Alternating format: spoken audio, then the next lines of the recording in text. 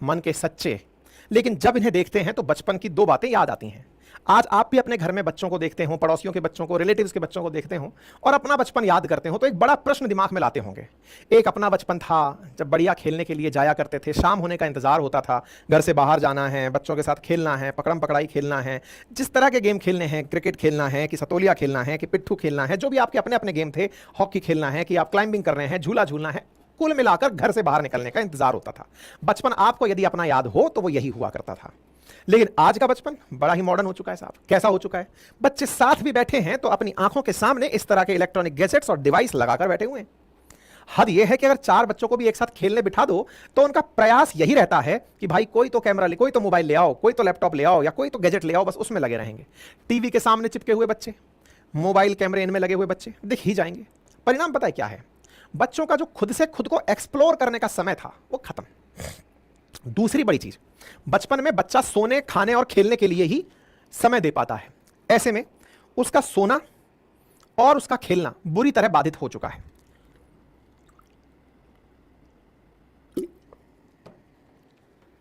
बाधित हो चुका है से क्या मतलब है? आज स्थिति यह है कि बच्चा घर से बाहर खेलने नहीं जा रहा।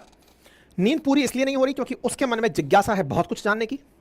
पूरे टाइम मोबाइल के सामने या टैब के सामने बैठा है, टीवी के सामने बैठा है, स्क्रीन टाइम लगातार चल रहा है।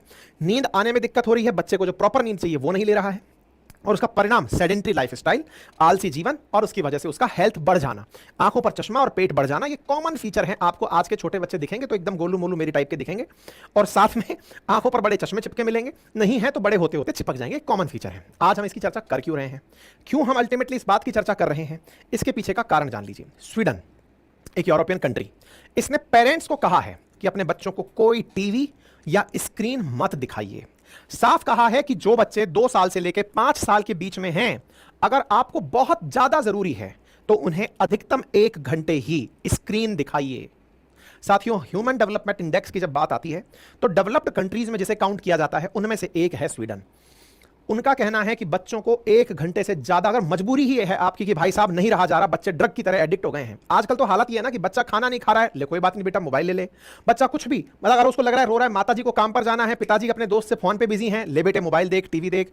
बच्चों से बात नहीं करनी है, मोबाइल टीवी चलते रहने हैं। आप अपने घर में भी देखते होंगे, मैं अपने घर में भी देखता हूं और अपने पड़ोसियों को भी समझाता हूं। ऐसे में अगर स्वीडन ये अपने देशवासियों को कह रहा है भैया मत देखने दो, तो उसका मतलब कुछ तो सोचा होगा। भाई साहब न्यूज बन चुकी है, no TV on screen for toddlers, no screen before age of 2, Swedish health authorities. दुनिया भर के अखबारों में छप चुका है। छोटे बच्चों को टीवी मत दिखाओ, उन्हें 1 घंटे से ज्यादा मोबाइल मत दो। अगर देना मजबूरी है तो, अगर बच्चा 2 से 5 साल के बीच का है तो 1 घंटा अधिकतम उसके लिए मोबाइल यूज है।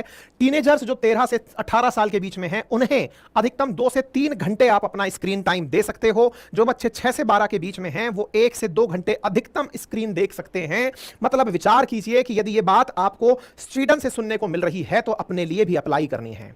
मतलब आपके घर में अगर ये 3 तरह की एज के बच्चे हैं, टॉडलर्स हैं, घुटने चलते बच्चे हैं, 2 साल तक के बच्चे हैं, अधिकतम 1 घंटा, उसके बाद में 1 से 2 घंटा 6 से लेकर 12 साल तक के बच्चे, और 13 से 18 साल के बच्चे अगर हैं तो 2 से 3 घंटा। क्योंकि आपको ना मोबाइल दिया जाए तो बेहतर है, लेकिन विकल्प अगर नहीं है तो आपके सामने ये 3 ऑप्शंस दिए गए हैं।